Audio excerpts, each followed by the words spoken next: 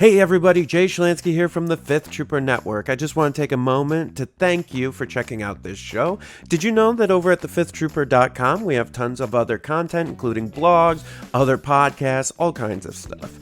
In addition, if you want access to exclusive content, you can join us on patreon.com/thefifthtrooper and join at any level and you'll get access to exclusive blog articles, access to our private Discord, and much more. So please check us out, and thank you so much for all your support.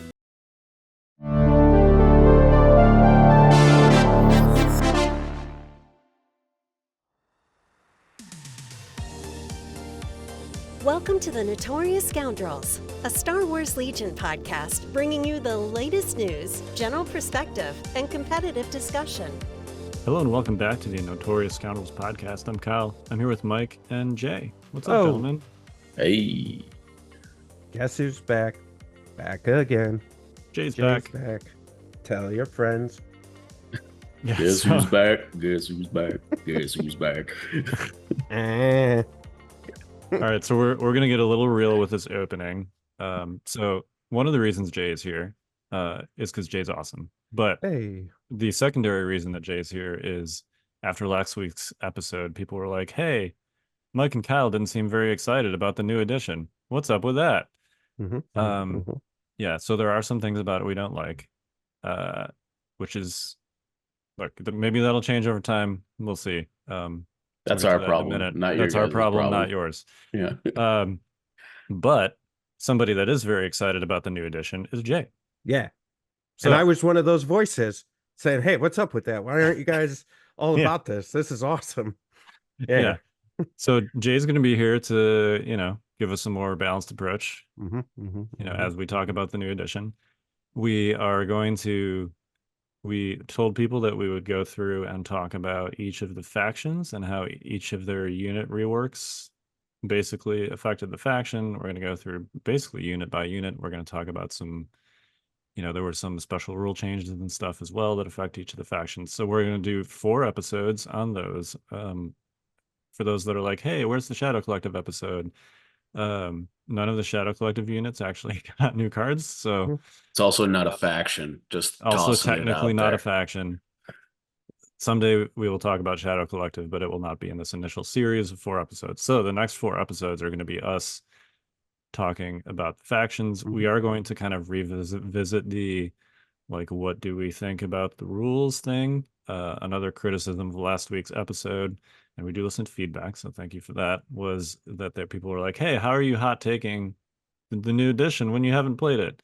I mean, Mike had played it. I had not. I have now since played it. Mike, I think, is up to 12 games? I am up to 12 games, and I just want to be clear. It's only been like a week and a half, guys. Yeah, so that's kind of impressive, actually. I'm like on a game per day basis. Hey, yeah. You're doing great.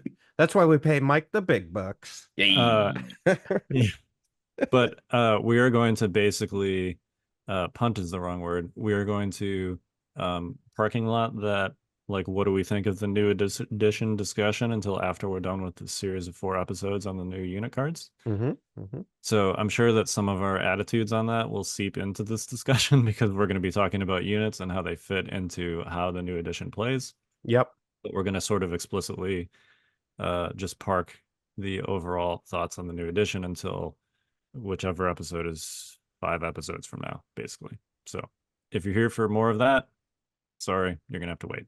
Oh, well, I mean, unless you're here for my toxically positive attitude on the game, you can listen to that. I actually started the Fifth Trooper up again because I'm so excited about it.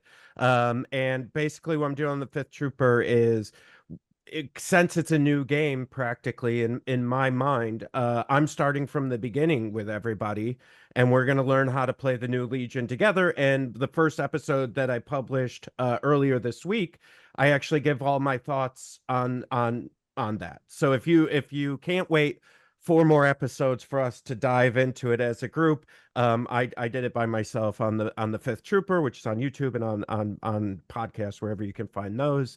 But just spoiler alert, I'm super hyped about it. I'm just glad that those of us that are on both sides of this fence can agree that it's a new game.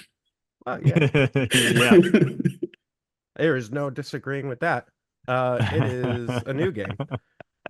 And I There you go. encourage all of you who, you know what? Let me give you guys just a real. I've been wanting to give you guys this advice since the last podcast, which normally I don't listen to. If I'm not on them, I don't listen to them because I don't really care that much about what you guys have to say. No, I'm just kidding. Thanks, Jay. Appreciate it. But Thanks I for that. really listened to this one word for word. And I think, and this is recommendation for you guys out there in podcast land, but for Kyle and Mike too, that try, and maybe you have already, but maybe try once or twice going into the game, not in your head saying, I'm about to play Legion, but going, hey, I'm about to play a brand new Star Wars game, and see if that kind of turn in your head makes any difference for you. It's just an interesting thought experiment to play out and try and see how it goes for you. That's all. No, Yeah. I think that's fair. I think part of the biggest thing that's like holding me back is that I'm very attached to the Legion that we've had for 6 years. I've had my hand in this game so deep that like it's tough. Listen, It's I really think tough. we as a network, some of you out there may disagree, but we as a network are probably more invested in Legion than most of anyone out there. And like combined between just the three of us, just in miniatures alone, probably have tens of thousands of dollars in miniatures for Legion. So, I mean, we are invested. We love Legion. That's why we do this podcast. I mean, Yep. why else would I get on a podcast and talk about something for an hour, then edit other podcasts that I'm not even on, to put out about a game I don't like? Like that doesn't make any sense. So yeah, so we love this, and that's why we're here. And just come along on the journey with us. You know, just like hanging out with your friends. You don't always agree with them, but you like to listen to them and just get a different opinion. That's why we're all here. Yeah. We've been doing this for 6 years Yeah, every week. yeah. We're not going to just be like, peace out, Yeah. because, things are a little different. So, Listen, let me get my guitar. We'll soon kumbaya by the fire. We'll just relax, have a couple s'mores, and we'll just talk about the things we love, yep. which is this new rule set. Boom. All right. So we are going to talk about the Republic faction today. Yeah. Before we get to that, Jay, do you have some news items and stuff for us? Oh yeah, real quick. I don't want to take up everybody's time. Number one, I already mentioned it once, but I'll mention it again. I started a new season of the Fifth Trooper podcast. I'm calling it "Wasting Time with the Fifth Trooper." Basically, most of the episode's going to be about Legion, the new rules, and starting over from the beginning, like a beginner's guide to Legion, all over again. The new version of Legion, and then I'm gonna have sprinkle in like little, like this last week I did this segment called Jay is Playing, and I talk about another game that I'm playing. Like I did Foundations of Rome this week, which 4.5 out of 5 stars from Jay, so highly recommend that game. And I'll do that. I'm gonna have special guests on. I got some really exciting guests lined up, and co-hosts, and I'm gonna do a whole thing. So please go listen to that, check it out. It's like I said, I already gave my thoughts on the first one, and from now on it's going to be how do you play Legion. That's what we're going to be focused on. We're going to start right from the beginning, and so right to the 3x6 table. That's we're starting right there, and we're going to move forward from there. And then so that's number one. Number two is I'm doing artwork and design work for a Kickstarter with Game Toppers. So all our mats that we used to design for the Fifth Trooper, I'm actually moving that all over to Game Toppers, and they're going to handle that. And then all I have to do is the art, and then and like tell you guys about it, right? Which is great. And so I'm helping them with their Kickstarter. I did some cool like videos, and I did the graphics from new designs, and I helped them design their new Galactic Game Topper, which is basically you want a gaming table for cheap. I think most of us have looked at gaming tables. They're either between $4,000 and like $20,000. You can get a gaming table for a 6x4 playing area for like $1,300 on this Kickstarter. It's wild, and it packs away. You can put it away in your closet because it's like 3 pieces. So it's amazing. Go check it out. Go support them. Game Toppers is amazing. I did a bunch of cool art, which I want you guys to support because it makes me look good. So go do that. And then third and final, real quick, if you guys haven't seen it, or you've been living under the Legion rock and you're so busy with the new rules that you didn't see the announcement, we're no longer like keeping Legion HQ updated. So it's going to stay exactly how it was the day before Legion World changed. And that's going to be it. It's for reasons. You guys are probably super internet sleuths. There's a ton of posts out there about it already. So if you really want to know the reason, you can go find it, or ask around. But yeah, that's so just so everybody knows, Legion HQ will not be supported moving forward as far as updating. So that's those are my big updates, Kyle. Awesome. I'm just really jacked to be here, guys. We're know. we're jacked. We're to have you excited back. too. Yeah, this is great. So how about we get right into it? The reason that we're doing Republic today, I know people are like, oh, you guys are always talking about clones. Well, You guys are always talking about clones. Yeah, It's annoying. collectively, I know. Guilty as Empire. charged. Empire was around too, Yeah, know what hey, your I'm problem is. Empire is my current slight favorite. That's what I'm playing for Nova Open, which, Nice. by the way, there are still spots for Nova Open. It will be, I think, the first major tournament in the US under the new rules. So, no? Gen Pretty sure Con is Gen old rules. Con. Really, No. Gen Con is new rules. Did they change that? I know they flip-flopped a couple times. Yeah, I thought they weren't doing it at Gen Con. My understanding was that Gen Con is new rules, but Okay. We maybe clearly wrong don't about know. that. Well, yeah, I guess we don't know. One of Anyway, them's doing new rules, and it's coming yeah. soon. Nova's definitely doing Nova's new rules. definitely, So yeah. it's either the first or the second major tournament in the US with new rules. Please go sign up for that. I'll be there. There's still spots. It's in lovely Washington, D.C., where the food trucks are delicious. So and the restaurants are also delicious, and it's like actually delicious. downtown now. It is actually downtown, so you can just Yeah. walk around and go to a restaurant and eat there and still get back in time to finish game 3. I thought we walked to a couple restaurants in the games 2 old and 3. place, but all right. I mean, you'll have plenty we of time did, to finish yeah. games 2 and 3 nowadays, right? Yeah. Which is great. Which I think is Yeah. great. I love it. All right. Anyway, brief Nova Open plug. Slightly leaning Empire for that, Jay. Just Did they for pay your us for that information. plug? Get that plug out of here. No, they didn't. They didn't. Oh man. All right. Well, so we collectively have the most reps with clones under the new edition. So we felt like that made the most sense to talk about. First, we have played between us everything, but clones are the most so far with respect to reps. So this will be the most informed of the 4 factions that we're starting with. And then over the next few weeks, as we do the other ones, obviously we'll be getting more reps with those. So we're going to start with clones. Clone haters, get over it. Deal. Well, they also should get over it, because at least at first glance, Republic seems ripped. See, they're real good. Yeah.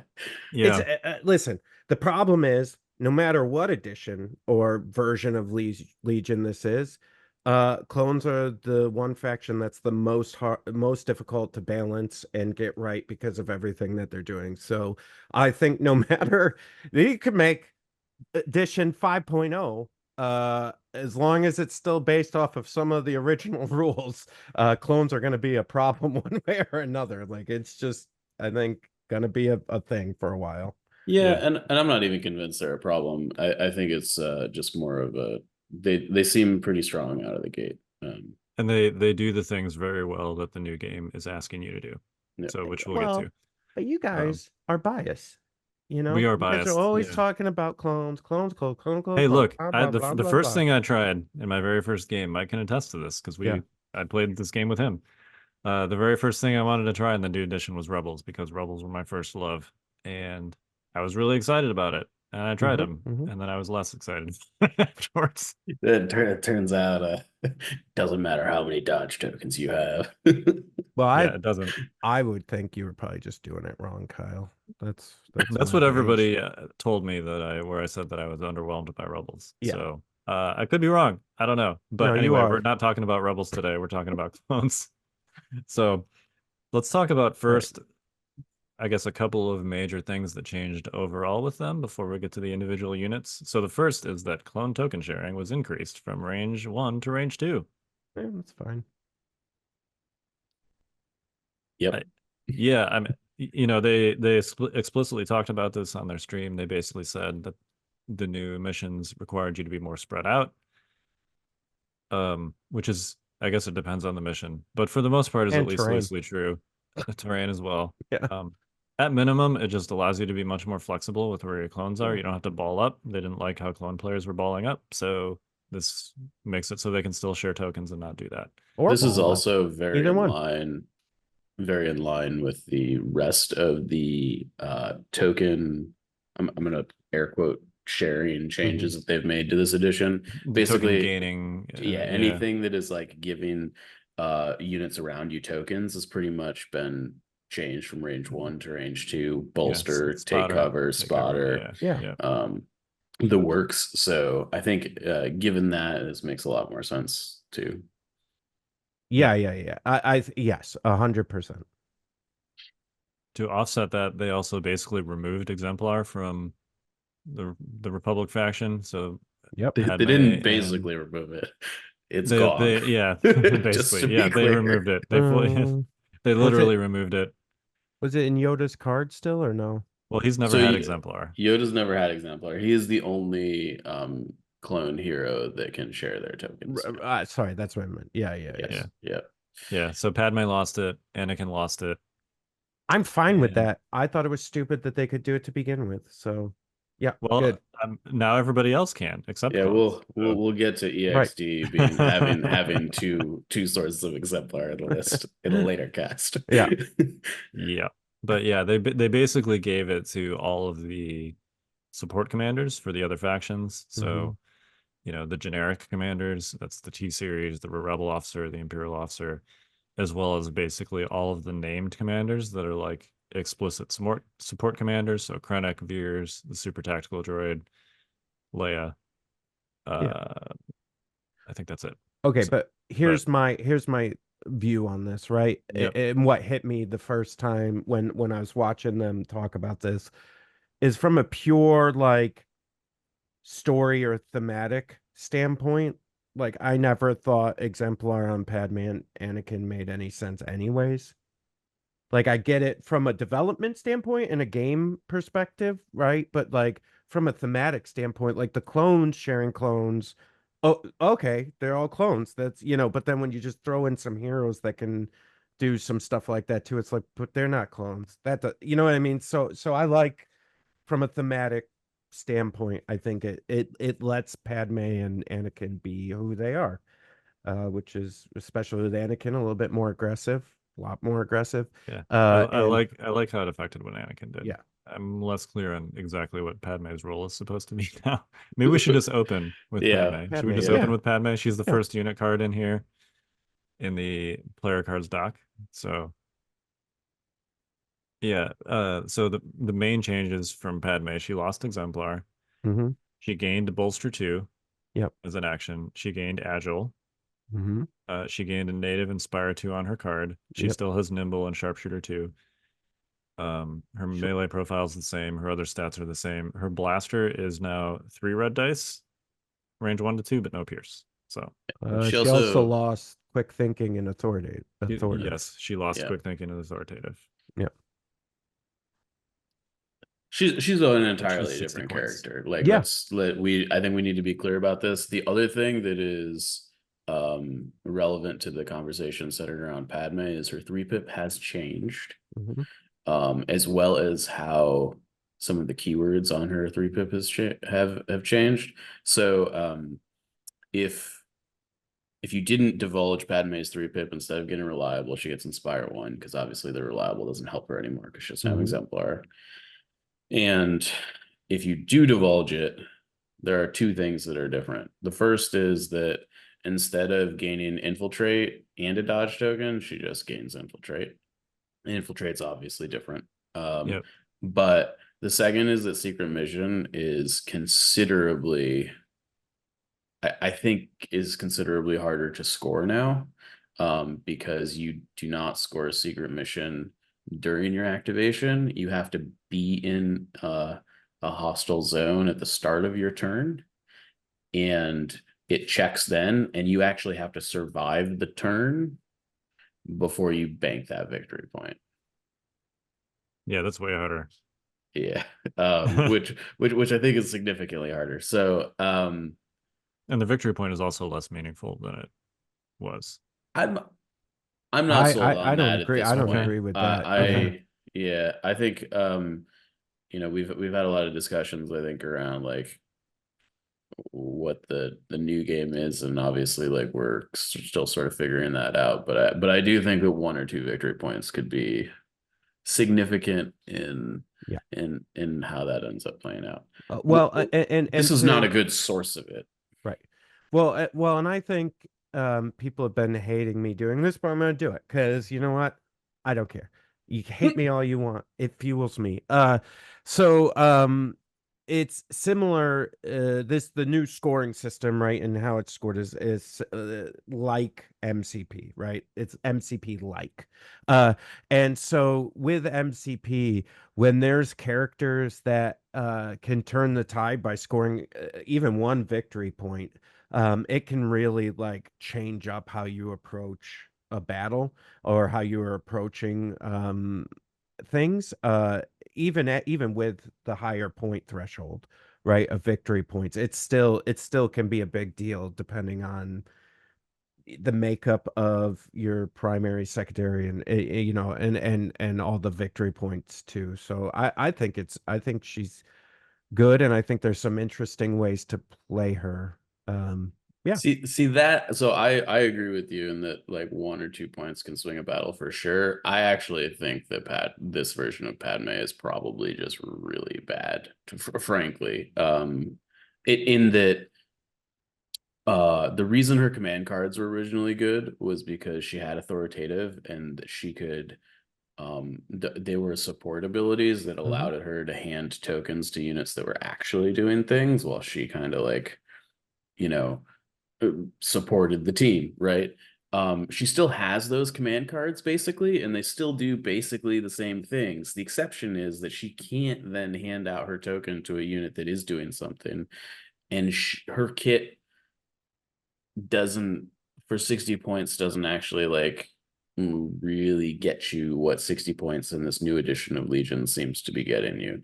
Like for 76 points, you could just have a clone Z6, which if you're not able to score the secret mission, and I think her 3-pip is also significantly worse because there's only 5 turns of Legion, and you're required to play it on turn 1. If you divulge it, you're kind of down a command card, and you have to give your first turn order, and the only order you're going to get to a 60-point unit, combat unit that doesn't do anything. And that turn 1 is ridiculously important for how it sets the table for everything else. So having to basically punt your command card choice and your order control on turn 1 for the possibility of scoring an extremely difficult to score victory point sometime later in the game, it just doesn't seem worth it.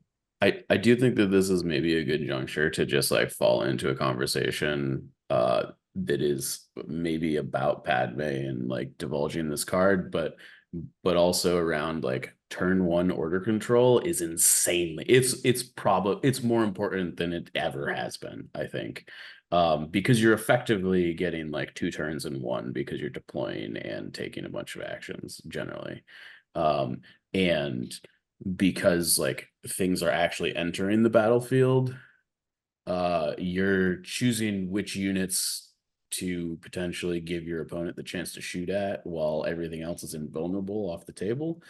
And the order in which your units come out is just massively important in a way that we haven't really seen before. So just to and I don't plan on doing this the whole cast, but just to kind of take the other side of that, Mike, and listen, you guys played way more Padme than I have. my GAR experience is mostly in Yoda, in clones and stuff and Rex, but like, isn't there like, if to me when I saw some of these changes and I kind of saw what they want you to do with her, which is I think go score that point and like maybe take a couple clone troopers with you, or like one like somebody else with you, maybe not clone troopers but maybe another character, like our fate is in your hands, like handing off the suppression, getting some dodge tokens, like that plays really well with the nimble and like surviving over there. Now I know the dice pools are going to be higher and there's a lot more going on, but I don't know. And I need to play it. Obviously, I need to play her to like feel it out, but I don't know. It made sense to me on paper when I was just like reading it. I go, "Oh, I see what they want you to do with her." I don't know if it works or not, right? But it just kind of I thought it made sense. I mean, I think I'm not saying that those command cards are bad, but they are definitely less good than they used to be. And that Oh, the reason probably. the one pip was good is you basically take all the suppression off your army, dump it up. The amount of times I've dumped 20 suppression on Padme and like just been like, okay, we're fresh on suppression, we're good to go. And then you hand off Padme's token, so something that isn't going to be panicked has an order token, right? Now you're just stuck with Padme in a random order bag, right? Yeah. And like her two pip is now more centered along the lines of like she has to take that free action or dodge or aim, and she doesn't get to share it anymore. So it's really just for her as Yeah. opposed to powering up your army, right? So Yeah. they're Well, functionally doing different things now. right. And I think if and I'm hearing you what you're saying, and I think it's because she's functionally a different player now. Right. Yeah, Like, for and you're sure. right, right? She used to be this great support character, but now I think she's more of like a lone wolf, trying to like score that point or maybe knock somebody off, or especially with the new cover rules and stuff, she has potential to be able to maybe kill something. Like I think there's some other stuff she could be doing. I don't know. I If think it's worth thinking about and looking into a little bit more. Yeah, that seems like what she's supposed to do. If her Yeah. offense was a little better, I'd feel a little bit better about that. But I think they arguably made it worse by removing Pierce, even though they made her guns dice better. Her range profile is sort of whatever. I think Yeah. if she had secret mission stable to her unit card, I would be much more gung ho about this. But the Yeah. fact that it eats a command card play on turn one really is like, and that's like this whole version of Padme says you want to be scoring secret mission with her to me, Yeah. which is great. But the fact that she's eating the most important turns command card play or the second most important turns command card play is a big issue. Yeah. Well, and I wonder, and then we can move on because I know we're putting a lot of time into Padme here, but It's okay. We're gonna put a lot of time into Anakin too. Don't you yeah, worry. yeah. But I also, part of me wonders, because they have alluded to the fact that Adepticon will come more updates and changes, right? Like maybe there's some things, I know a lot of GAR has been kind of handled, but maybe there's some stuff in like, with Wookiees or something that'll kind of help support this, or I don't know, maybe there's just some other plays with this that might help out. I don't know if Bad Batch helps her out at all, but like, maybe there's some stuff there. I'd like to see, because I think there's some interesting stuff there, right, with the secret mission, and I'd like to maybe that's something I'll have to try out, right, is try to run her and see if I can figure it out somehow. She is extraordinarily cheap. Yeah. Like she is the cost of a clone commander. I just don't know, like, would I rather have her over a clone commander? I'm not really sure at this juncture, considering clone commander actually shares his tokens Yeah. Yeah, that's fair. Yeah. And hands out orders. and hands out orders. Yeah. And still also has bolster. So yeah. All right, Yoda. Yeah, I think the only thing that's really changed on Yoda's card here is the fact that his guidance is now only trooper only. Yeah. I believe that's the only thing that has changed on his unit card here. Deflect. Deflect on a whole is is different now, right? It like Yeah. allows everybody to surge to block that has deflect, and you only can ever do 1 wound with deflect now. But it's always on when you take a ranged attack. It's always on, which is super good. Yeah. Not a huge deal to Yoda considering he surged to block anyways. So how does that play with Aturo Mastery? So Ataru still does the same things it used to do, which Mhm. is it gives you 2 attacks per turn, and when you attack, you get a dodge, and when you defend, you get a name token. Mm. So I But think also when you deflect may dodge, have, you spent the token, right? Couldn't well, you? you don't need to dodge for deflect to be on anymore. Right. Oh, Yeah. okay. So they It's- pulled that. They basically pulled that out of the second side of that mastery, right? Yes, Yeah, I think yeah. it was built into Ataru, and they Yeah. probably just like pulled it out and put it Separated on its them. unit card. Yeah. Yeah. Got it. But Got yeah, it. for everybody, deflect in Legion is now the same way it works in Shatterpoint, and that it's just always on. Nice. Yeah. I like that. I think it's fine. Yeah. And I don't. Nice. He didn't have any command card changes. I don't think. No. No. So nothing crazy there. Just- Guidance Trooper is a little bit more limited. I think they're obviously trying to fill out units niches a little bit more. Like another unit in Empire did gain guidance. It was but it is guidance vehicle. Mhm. So Yeah. no Well, more given Saber tank standbys. I guess I will say, just because we're probably not going to cover it, but there was a command card change that does affect him, though, right? Which is the size matters sometimes. Oh, yes, but But that's only if you take Chewie, right? So I just wanted to make sure. I think the only change was to make it so that deflect basically just works in the way that it now works with Chewie. Yeah, I just wanted to make sure we called that out. Yep.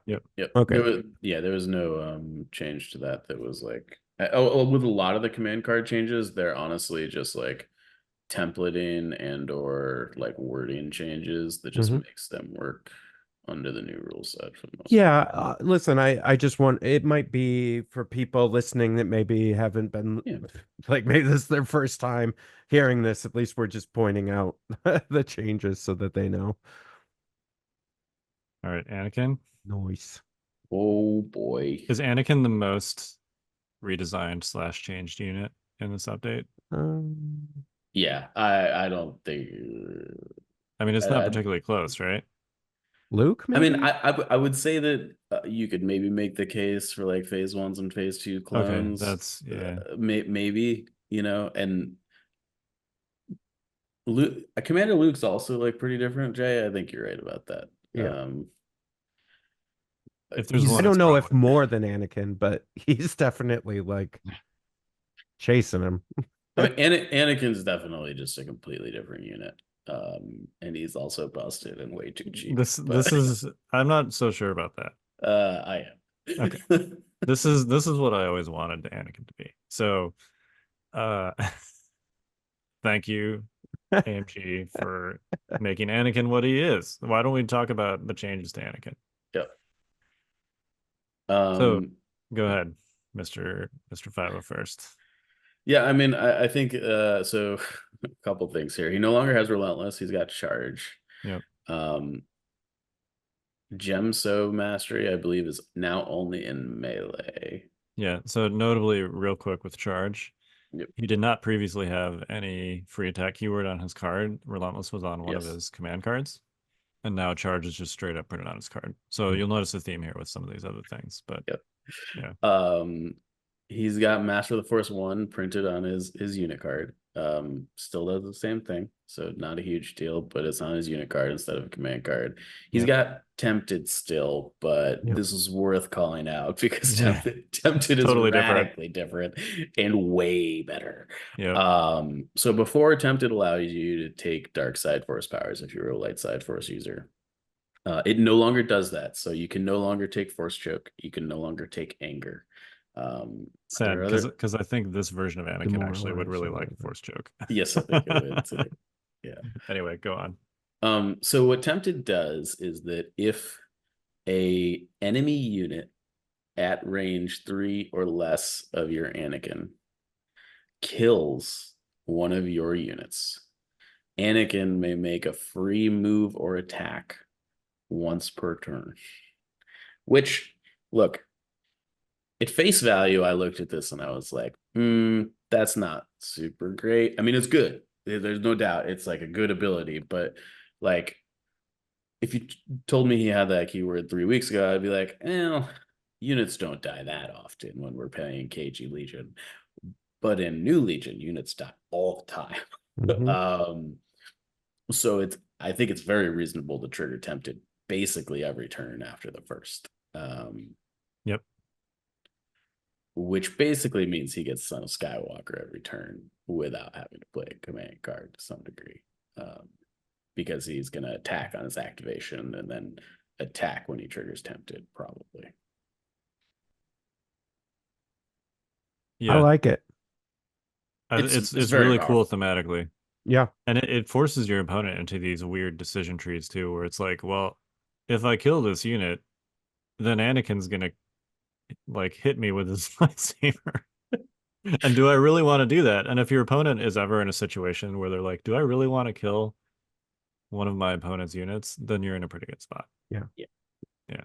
Yeah, I really like in games in general, like miniature games, when triggers, right, from like actions of other units like can trigger another unit to do something. Like it's pretty cool. And I would say it's interesting too, because as good as it is, it also adds kind of a layer of complexity onto the Anakin player, to make sure they're paying attention, that they're you know what I mean, that they're remembering their triggers and like seeing stuff, which is, I think, is fine, especially how good he is. Right, like, yeah, let's add a little complexity to him to make sure.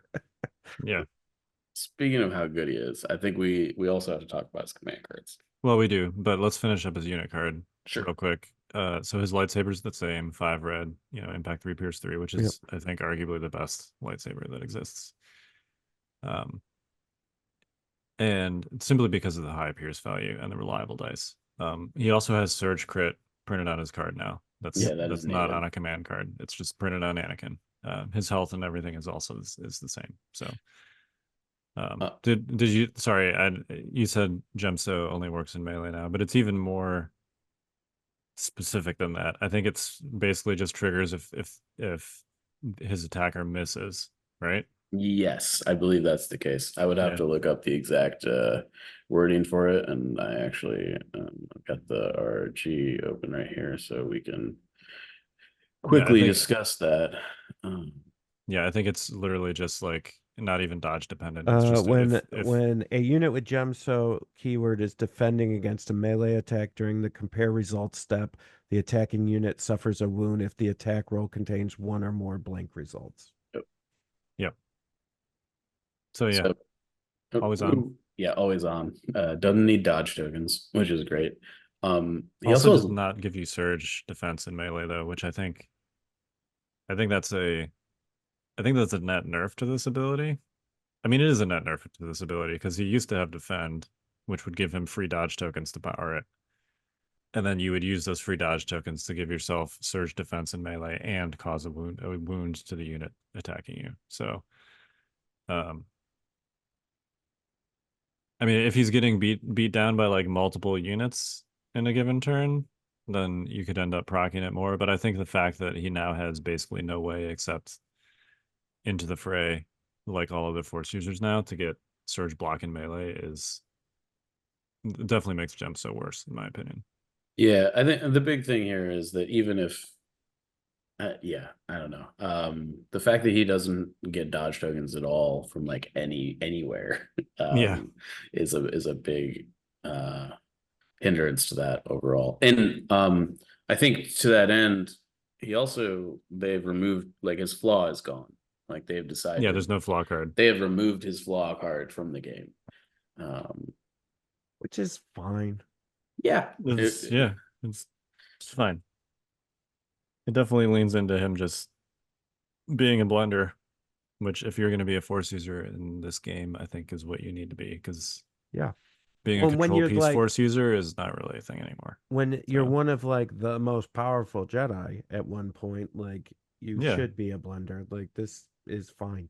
I think it's Well, great, Yeah. but this is a good place to talk about the fact that Force Push is now 40 points, I think. Yeah. Yeah. Because, when we're talking about Yoda or Anakin or Obi-Wan's next, Yoda's 180. I guess we didn't really talk about that. Like Yoda has gotten cheaper. Anakin is 155, which I believe is the same it's points the same. cost. It is. But Yeah. he's like operative Luke levels of destruction, if not more. Good. Um, and but all these guys, like, Force Push is now 40 points, so they kind of have to be blenders, or they have to be like Yoda's command cards are still super super busted as far as support abilities go. So um I don't know. Yeah. Force Push is just super expensive. It's really expensive, and this could be a whole separate discussion. So I don't know that I want to get into it just yet because I'm not quite sure how I feel about it yet. It feels less necessary for Anakin because he potentially gets extra free attacks that he can use to like disentangle himself. It still feels necessary for most other force users, while also being, so you don't get stuck in melee with one model. But Kyle's talking from experience, everyone. Just yes, so we're I clear. played Ahsoka in my Rebel game. That's what happened to me. But it also feels like significantly worse in basically every other respect because there's less scoring turns that matter. Or let me put it differently this way. I know there are more scoring turns. So I'm sure that's probably one of the things that, the cost increase was being driven by, but at least in my experience so far, it has not been a situation where area or POIs get secured by a difference of one unit. And I know that like with a lot of the old objectives, there was objectives like hostage where you're literally moving the objective around the table with force push, right? Which obviously makes it amazing in that context. But even on, quote unquote area control objectives like interceptor KP, it was often that if you used force push on a unit, that was the difference between you like securing the objective or not. Whereas my experience with the new edition so far has been that everything is just such a massive blender that the POI secure counts don't tend to be close. And therefore, it's not like you're playing KP 4 times, really, because force pushing a unit off of a POI wouldn't have made the difference whether you secured it or not. So it's primarily for making sure you don't get stuck in melee with one unit, and I don't know that that's worth 40 points. I also think it's kind of necessary to prevent your 130 to 150 point unit from that happening to them. And if that's the case, then I'm not sure that they're worth whatever 190 points basically. So that's kind of how I feel about it. We'll see. I think Anakin might be able to get away with not taking it because of tempted, but Yeah, I've been playing Yoda without Force Push and it's felt fine. but he might be like him and Palpatine, I guess, arguably the only like pure support force users left. So yeah, for sure. I definitely think I don't know, auxiliary is the wrong word, but maybe not quite blender force users like Kenobi or Ahsoka or Maul or whatever. Like they definitely, I think we kind of have to change the way that we see those units, and that if force push is going to be good on them, it's because they're actually going off and like fighting like one or two units on like one of the weak POIs as opposed to the main POI. yeah. I think in a way that like you would expect Bad Batch to just like go over there, take that point, fight the 2 or 3 units over there, kill them all by yourself sort of situation. Right. Well, Yeah. and I also wonder, to me, it seems like I think, a lot of us have seen the points increase and gone, oh, I can have more units, right? Like I could add some more units. But like one of the thoughts that hit me the other day when I was like looking through stuff, I was like, oh, I could have more units, or or like I guess with the case of force push, you're forced, right, to pay more for it. But I could also use those extra points to take what was an 800 point, 10 activation list, and I can now really like pump that up and like make everybody like super effective and strong, and force pushes part of that, right? And saying like, okay, I'm gonna like really deck out whoever, like maybe Anakin or Vader. Vader is pretty likes force push and still, and so like, I can now spend those points to really just max out my stats on what I have here versus like adding more units. Because I think I had saw someone or talked to someone about like, oh, but I could spend that 40 units and get, or 40 points and get like a unit, or I could do this, or you know what I mean, or something like that. And I'm like, that's not really how I saw it. I saw it more of like, how can I max out my army stats and make them like each super powerful? I think that's fair. I do have a hot take here. All right. I Surprise, think surprise. within the next 2 years, we see this card come back Yeah. down from 40. I agree. Not to 10, because 10 is way too cheap for this format, Especially for sure. since they cut all the force user costs as well. They didn't cut them by 40, but they did cut them. But I I think could see this at like 20 or 25. I was gonna say 25. Yeah, I think 25 feels right. But I think also we don't really know what the next group of changes are coming. So I think it might be like when they pop out whatever they pop out at Adepticon, and if they're like updating Vader or of these other cards, like, or Palpatine, like, are we gonna see why force Maybe. pushes 40 points and go, oh yeah, no, that, no, 40 points is right. Like, that would be crazy if it was cheaper. So I'm just kind of, I think you're right, Mike, but like I'm also waiting to like go, Yeah, we definitely don't have the whole picture. I think with the picture that we do have, it doesn't need to be 40. Yeah. But Yes, I would say with the cards right now and the way it is right now, 40 seems like a lot, but we got 6 months. We'll figure, we'll see then. And Yep.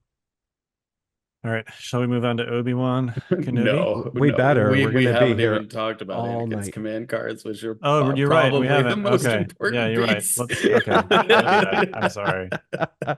Kyle's just trying to get this going, Mike. We've already yeah. been We're here gonna for a have to we're gonna have while. to stretch this to 2 episodes. Just I spend the think whole episode so. on Anakin. Yeah. So Well, he deserves it. All three of his command cards have been reworked, and for a brief moment in the sun, he had 4, but we don't need to talk about that. Yeah. So his one pip is, this is where the fun begins. This now has a divulge effect, which gives him prepared positions that doesn't require you to play the card on turn 1. So yeah, it's just free. It's just free. I've played this a few times. I think you're gonna find that this is mixed reviews based on the game type you're playing and what the terrain on the board looks like. I would caution you to actually divulge this, unless you are feeling really confident about the position you can put him in. Yep. If there's like a super obvious, super good line of sight blocker that you can put him behind where he's definitely going to be useful, then do it. But you could, if that's not the case and you're going to have to like sort of expose him to do it, then he's just going to get shot a bunch. But B, also, if it's not clear immediately where the fight's going to happen and you drop him on the table, your opponent can just be like, all right, I guess I'm going to just contest these other ones and ignore Anakin. Yep, fight's gonna happen over here now. Yeah. It's even if you don't have a way to give him scout or something like with Rex, it is better to just like double move him onto the table turn 1. Yep. The actual effect of this command card is bonkers. Anakin Skywalker gains free action jump 2, so he'll get a 3rd move, and during this round he can perform up to 2 attack actions. It's Son of Skywalker, but you can space them. Well, it's sort of Son of Skywalker. You can't like move, and then attack twice. You still have to like the second attack. It's not free. It's not free. If you're not triggering charge, it's not free, basically. Right. So you do have to kind of factor that into the calculus. So it's a little bit more like restrictive. But because he gets a free extra move, this is the turn you pop burst of speed on. Because yes, absolutely. because you get 24 inches of movement just on his activation, and that doesn't include whenever tempted procs. Yeah.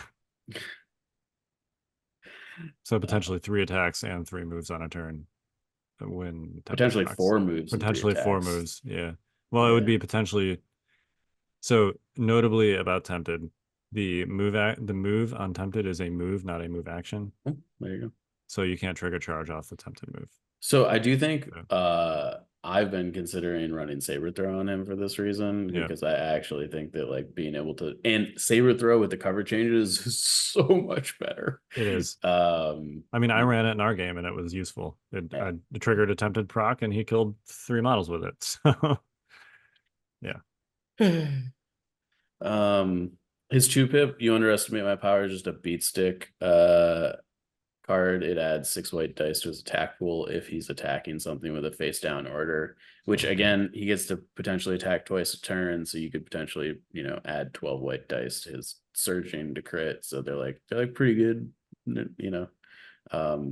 this definitely allows you to like chew through larger core units that maybe have more than 5 models in them. Yeah, and I would say too, like, this is again, the surge is good, but like we used to say this with like the Z6, right? It's just like a slot machine when you're rolling like white 6, like 6 white you're like 6 more dice, but it's like it's white dice.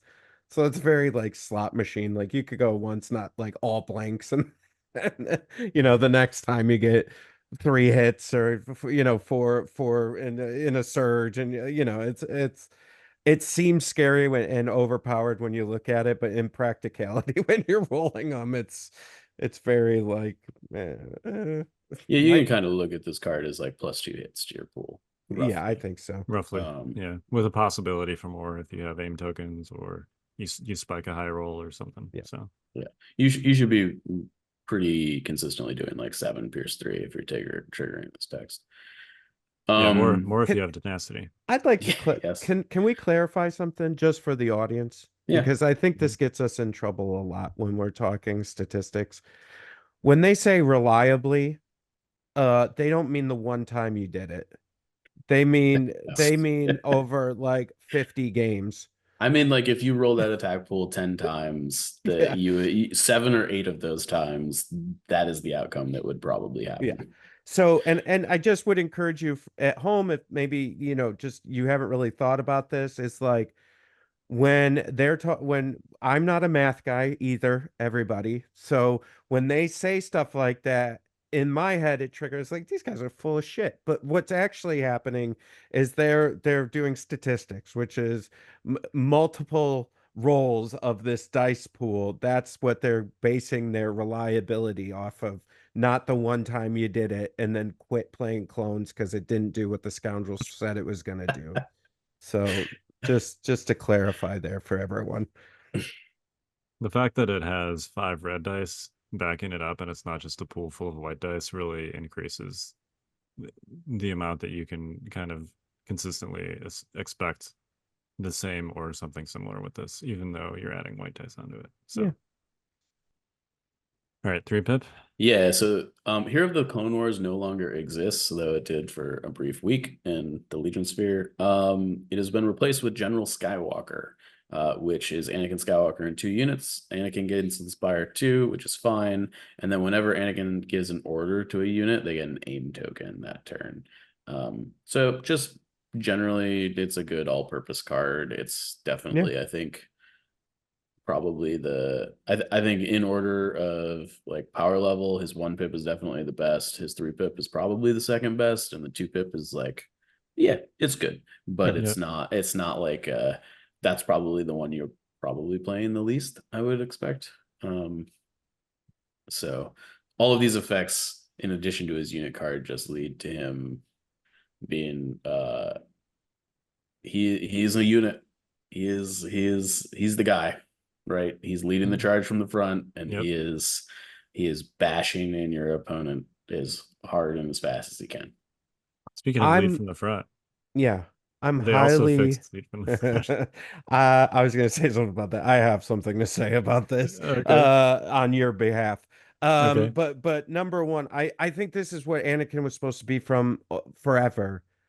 and I think this is probably I think one of the better moves that they made on a unit, because it's like, yeah, this is who he was supposed to be this entire time. So very, very impressed by this. Yeah, I just like to point out we're about to talk about a couple cards that everyone said. I remember we had this conversation within and at, and we were very specific about this, that words matter. And I remember getting torn up specifically about it and getting messages about this. And I would just like to say, neener, neener, neener. We were right. So here we go. Yeah, so lead from the front is now at instead of within range Oh, 1. really? I Otherwise, the wonder effect is the why. same. I will say, after playing 501st for, I don't know, 30 some odd games, it didn't need to be under the old rules, but and I will stand by that. Okay, that's fair. It's a lot easier to use now, especially if you want to spread out, which they seem to be encouraging. So For sure. But I would also, I agree with you, Mike, right? And like watching some of your games when you were playing 501st, like I totally see what you were saying. But also, I think at the time when it came out, when we were looking at the language of other cards, that was like an outlier in the It was language definitely an outlier. department, right? And so it was just weird. So, anyways, yeah. Anyway, now it's at. continue. I'm supposed to is be what the it is. positive one. It's a great card for 501st.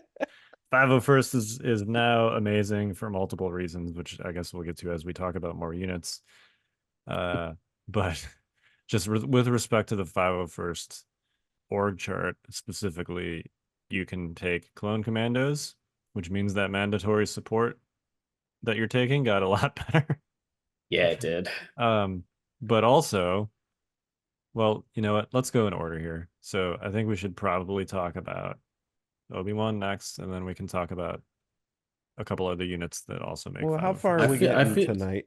Yeah, I feel like we're Do skipping we want to around just a little bit. Okay, we are a here, little bit. because we just like interjected with a change to a 501st command card. Okay, sorry. And it was there are right two there on the more same the page. list. It was right there on the same page as the Anakin command Yeah, card. yeah. So I think tactical planning and leads of the 501st have just gotten like they're the same. text update, like just clarities. I think The effect Yeah. instead of the effect is the same on these cards. You don't need to worry about it. Yeah.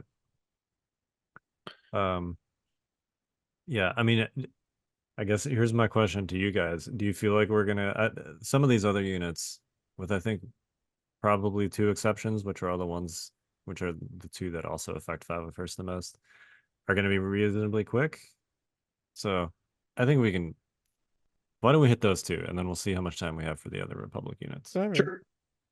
So those 2 units are Clone Trooper Infantry, which is a new unit that is basically an amalgamation of phase 1s and phase 2s. Now, there's no such thing as 2 different units for phase 1s and phase 2s. They are all just Clone Trooper Infantry.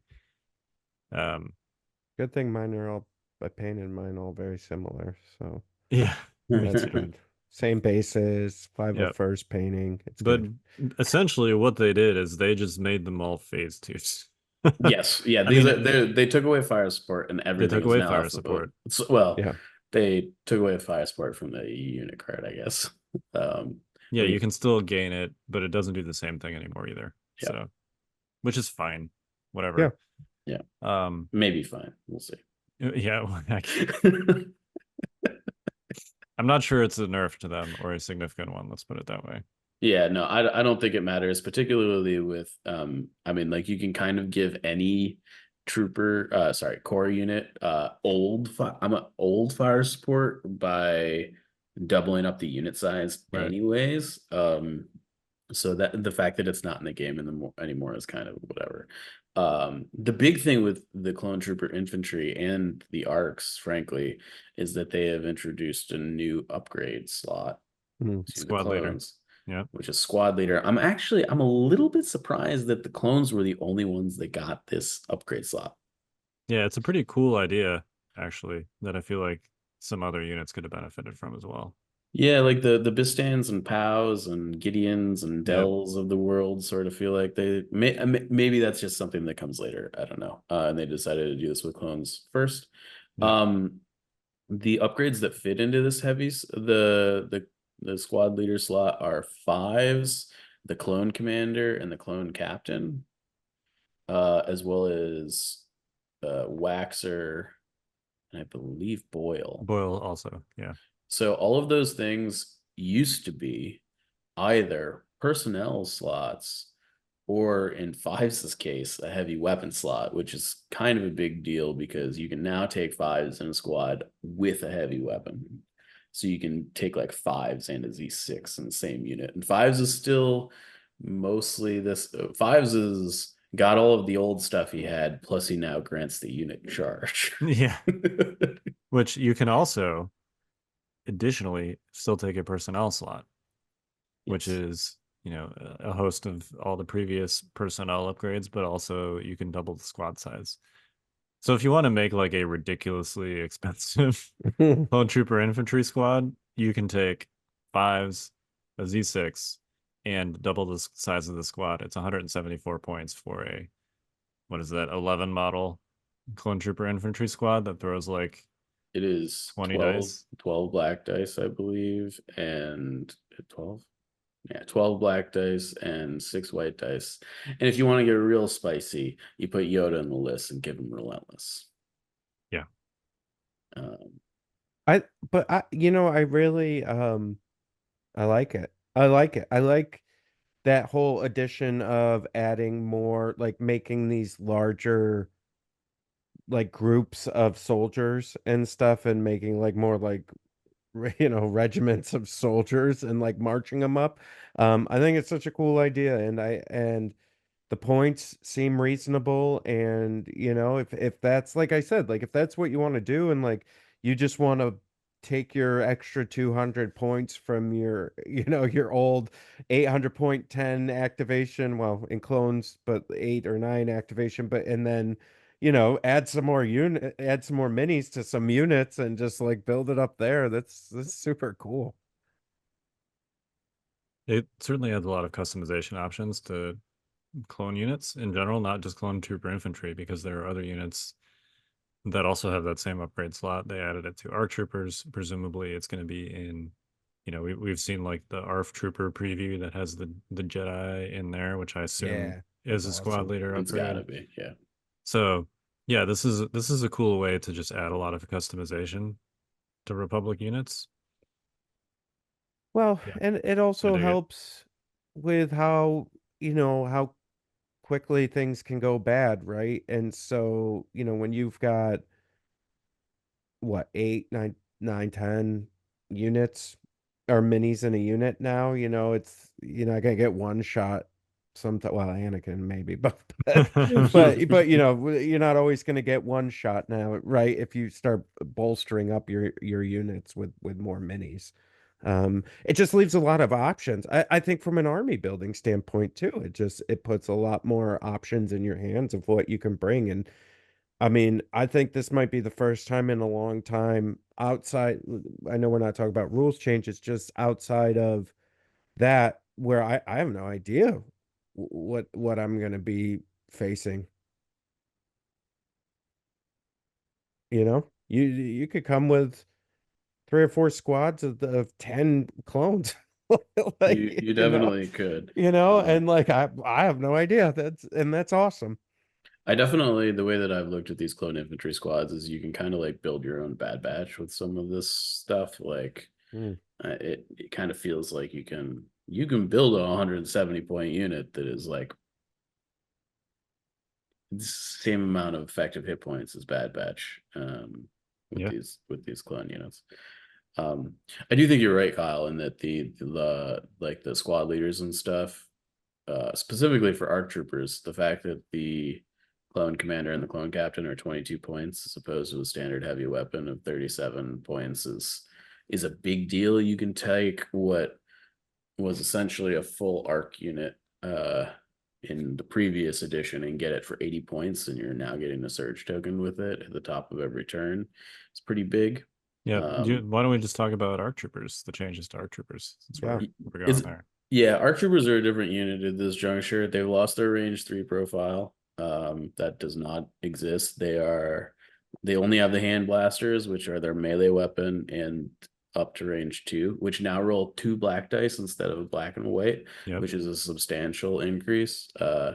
And they have the charge keyword, which has, at least in my games so far, mattered a lot. Yeah. They also gained scale, which they didn't previously have. Yep. And honestly, the thing that really takes these over the top is that you can put a clone commander in them and give them reliable, which is the thing that arcs have been wanting for forever. They just want a surge token so they don't die on, and at 80 points, they're basically as cheap as a phase 1 like Z6 unit. So yeah, the range 2 definitely can be limiting sometimes, but they're also like, once you actually get to that danger range, which happens very quickly now, they're absolutely terrifying. So yeah, 10 black dice backed up by 2 aim tokens plus and a surge token plus whatever you're sharing is like pretty good.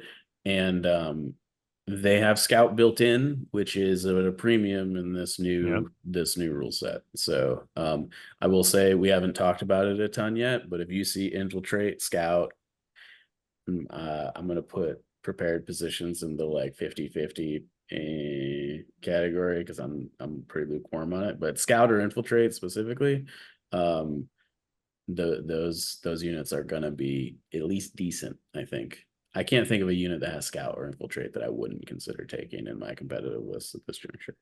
Yeah, even like Pathfinders and stuff, there's some justification for. So yeah, Jin's back, baby. She was already back. I don't know. Oh yeah, what that's you right. We guys did. are talking We about. did an episode about that. That's right. I forgot. Where are you guys been? Yeah. So 501st, a lot of things about their org chart got a lot better in this, besides the fact that they can take clone commandos as their support option. One of the best Republic units that got even better with the cover changes. Yeah. It's like 3+1, yeah, like pretty regularly. They can lean into 4 full arc squads. Full arcs getting, I think, even better in this update as well. Better, and perhaps more importantly, cheaper by 17 points a squad. Yes, to take a 5-man squad. I think there's a separate discussion about whether the sniper rifles, like if you want to spam sniper rifles, I think that's potentially good for different reasons. It's not They're just not so super clear to me that expensive. it is very expensive. But you can do both. Like realistically, you can still take, so the way detachment works now, right? Detachment doesn't count towards list building, so you can take 4 full arcs and 4 strike teams and just put the snipers in the strike teams if you want to do the thing, right? Yeah, you can also, by the way, if you want really expensive arc squads, you can put a clone commander and a DC-15 in the same unit I've have a been 6-man arc considering it. I don't know. It's like at that point they're like 117 points. Yeah. It could be okay. I don't know. They're already really good at the 80 point level, and it feels like it's like the efficiency bubble is like you're going over a little bit. I'm not sure you want to pay 50% more for the squad for an extra 2 dice and maybe Pierce. Right. Yeah. But you could do it, is the point. Here's a question that I have been thinking about the other day.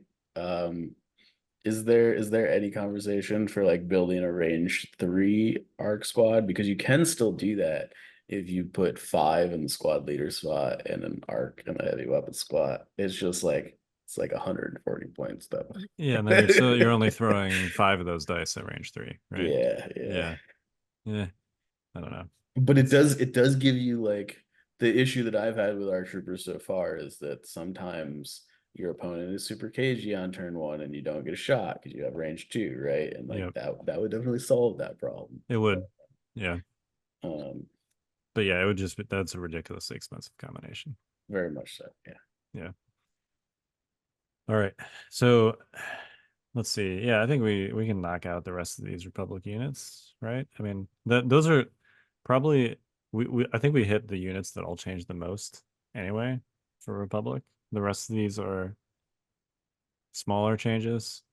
Obi-Wan probably being the next most changed one, right? All right. Yeah, Surasu is just considerably different, I think, is the main thing there. Yeah, and I think it's important to talk about how this works. So it's really the only thing that's different. Everything else on his card is basically the same. He's substantially cheaper. He's only 150 instead of what, 165. So the change with Surasu, I think he was 170. It might have been. he might have been 170. Yeah. Mhm. Anyway, he's a lot cheaper. Surasu is also, I think, it's better in some ways and worse in others. It no longer allows you to basically like jump through a bunch of loopholes with respect to dodge tokens and him not technically being the defender with respect to high velocity and stuff like that. Basically, what it does is it allows you to re-roll your entire defense pool. You can do that, I think, every time he's actually attacked, and you can do it when you spend a dodge token while using Guardian. So you can't do it like every time when using Guardian, which I think would be pretty crazy. One thing that's not clear to me, I'm curious as to your guys' interpretation on this. It says that you re-roll the entire defense roll, but then it also later says that you can't re-roll any dice more than once. So I'm a little confused about like if you can just choose to re-roll some dice and not others, or if you just have to, even if you got blocks and stuff, if you got to pick up all of your dice and redo the whole thing all over again. I mean, It says I May, right? those two statements feel like they're sort of detached from each other, and like one doesn't really affect the other, right? I mean, I guess my core question is when you choose to do the reroll, can you only reroll certain dice, or do you have to do the entire pool at once? As it stands right now, you definitely have to reroll the entire pool. Okay, Yeah. that's what I thought. Well, and I can could see. say, just in like correlation to their other games, that's kind of like how they do things, where it's like, you don't get to pick and choose. Like when when oh, I'm just gonna keep all the good ones. It's just like, no, just re-rolling this whole thing and see what happens. I mean, that's the thing in like 40K and lots of other minis games where Yeah. you can choose whether you want to reroll certain dice or not. But I think that this would be absurdly powerful if you could pick and choose. It it would be. it would probably Yeah. be too good. Yeah. I think Uh, it's a slot machine. You're just trying to like get a better roll. Well, and it rewards you for also like knowing the numbers or knowing what you need in a specific Yeah. circumstance, right? I think the other text about re-rolling dice multiple times is likely just future-proofing stuff. Okay. In the event that like, I don't know, you were able to give Obi-Wan Kenobi uncanny luck somehow, right? Like Yeah. you wouldn't be able to uncanny luck it and Surasu master it. Yeah. Yeah, that's fair. No, there is a situation on Canny Luck where you're rerolling specific dice and not the entire thing. Yes, but also very powerful. Yes. Yeah. Yeah. I mean, it's interesting. It's I guess for those situations when you just totally biff a roll, which does happen with red saves and certainly Yep. with Jedi, and you want a mulligan. But the fact that he's not, he's definitely less good at just like keeping all of your other dudes alive consistently. Is he? Is it? I guess it depends on how much we see high velocity. So I think the answer to that is going to be less than we did. He Though also Clone has Command is going to be significantly menace. he has yes. But he also has significantly worse access to dodge tokens because of Padme's exemplar changes. So, I think at least on paper, the fact that you can re-roll, your Surasu Guardian dice when you spend a dodge is clearly better than it was before, unless you're talking about high velocity. But the fact that he has significantly less access to dodge tokens now, I think is relevant to this conversation. Maybe. I think I'm not sure he's going to actually have less access to dodge tokens. And the reason I say that is Okay. with the changes to force users, I think it's actually reasonable to kind of go back to like defensive stance force reflexes Kenobi. And like he still gets 3 dodge tokens every turn outside of his command cards in that effect. And I'm not saying that that's good. I haven't tried it yet, but I do think that's like the amount of dodge tokens that like the Kenobi Padme list was kind of like working with before. And if you're taking Cody with him, he still has to take cover. Yeah. You know, there are ways to get him dodge tokens. The ceiling is definitely lower, and you're giving up barrier and protector to kind of make up for the dodge tokens that you would have got from Padme otherwise. No doubt. But I also think with the way that like cover and stuff has changed, protector is like way less of a necessity. There's almost Yeah. always going to be hits in the pool to Guardian. Yeah. And yeah, I don't know. I think I don't want to sleep on that because I think that could still be very, very powerful, particularly with the ability, if you have all those dodge tokens, to basically not take any wounds on Kenobi because you're also re-rolling his stuff twice. Yeah. I mean, it's great for those situations where, like, you know, there's always the fear that when you Guardian some hits, you're going to double blank and he's going to eat 2 wounds. And now when that happens, you just roll him again. Yep. So, super good. Yeah. Right. Super good. Yeah. It's going to be interesting to see, you know, like what happens. You roll a block and a blank. Like, do you try and get 2 blocks? Or do you Well, just... and maybe this plays more, you know, I think at the top of the cast we were talking about Padme and where she fits in. And maybe Obi-Wan plays with her a little bit differently where he's like literally her bodyguard, you know, and he's just following her around and then oh, if you're gonna, you know, you're letting him kind of eat all the hits and stuff. I think there's space for that. Yeah. All right. Speaking of Padme and Secret Mission, should we hit R2D2 here? Yep. He's basically the same, except he has Infiltrate printed on his card now.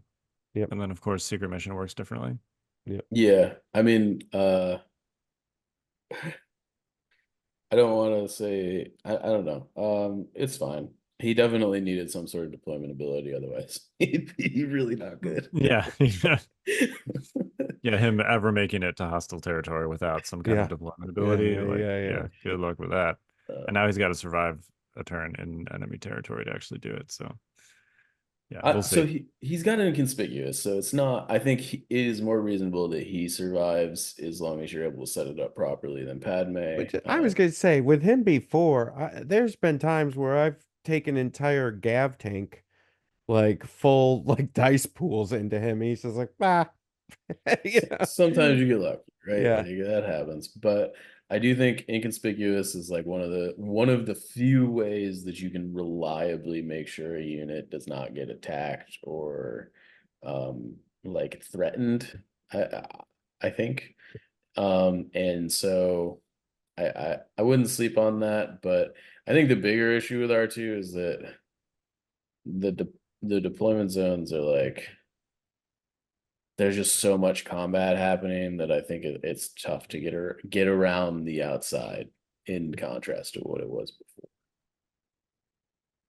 Yeah, it used to be like, you know, if you were running a Secret Mission list, you'd run the, you know, battle lines, disarray, danger close, hemmed in deployments, basically, where you could kind of just go away from the combat and still score Secret Mission. But now that's really not a thing. So, yeah.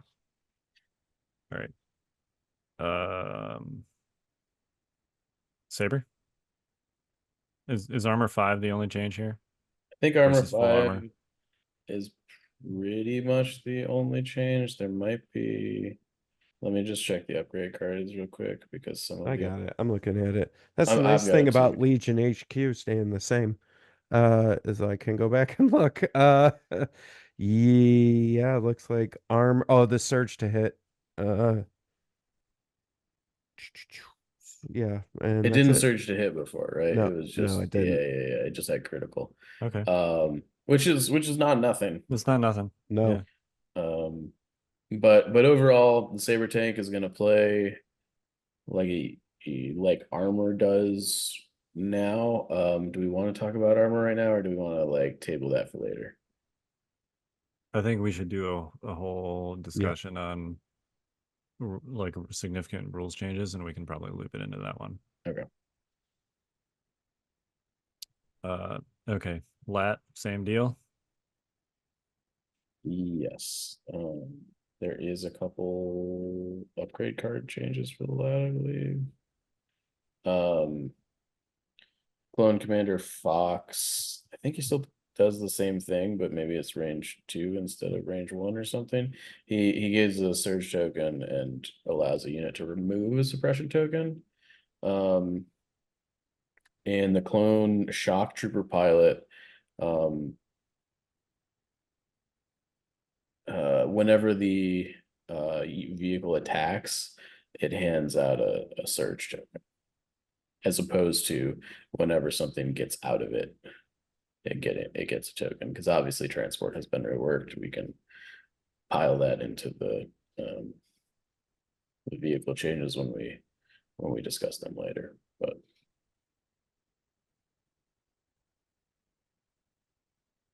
Yep. All right. The fluttercraft is on here, although I don't see what's changed on the fluttercraft. Do you? This is specifically the attack craft version of the fluttercraft, which is the Wookiee Defenders list version of it. Maybe a fluttercraft aficionado can correct me on this, but it looks the same to me. yeah, I've never put a fluttercraft on the table. So I think, oh, I know it. I know the answer to this actually. Okay. It's reposition. Or reposition still on there. Never mind. I don't know. Yeah. Um, Yeah, I don't know. I'm sure the fluttercraft fans slash internet sleuths will correct us on this, but all right. And then lastly, but not least, the ATRT. yeah. No longer full armor and has red saves now. Yep. Um, Oh, and it lost surge on defense. yeah. Right. Yeah. Yeah. Yeah. So upgraded from surging white to non-surging red, Mm-hmm. which Yeah. is probably kind of a wash with the downgrade from full armor to armor 2. Yeah. It's basically like a trooper unit under the old rules, sort of. Like in the like it's always got heavy cover and it's got red. It's like a stormtrooper unit in heavy cover, sort of. Yeah, Which basically. I think makes sense, right? Like honestly, I always complained about the old ATRTs having Yeah. full I armor. mean, Like it was just like this makes no that's sense. a clear consequence of armor X not being a keyword when ATRTs came out. Yeah. Yeah. But yeah, this makes tons of sense. I don't know if it's better or worse. The guns are probably a little bit better with the new cover rules. Yeah, I think the laser RT, I think particularly could be quite good. Yeah. But overall, I think this platform is probably still too expensive for what it's doing. Yeah, especially since it shares the same slot as Clone Commandos. Yeah. All right. Any final thoughts on Republic? Um, do we want to talk about the fire support personnel upgrade at all? Yeah, I guess we should. Yeah, so fire support has been moved to the clone comm specialist has changed. It now has the fire support keyword, which is important because fire support now gives a unit a standby if they get an order. So it's like defend or target for standbys.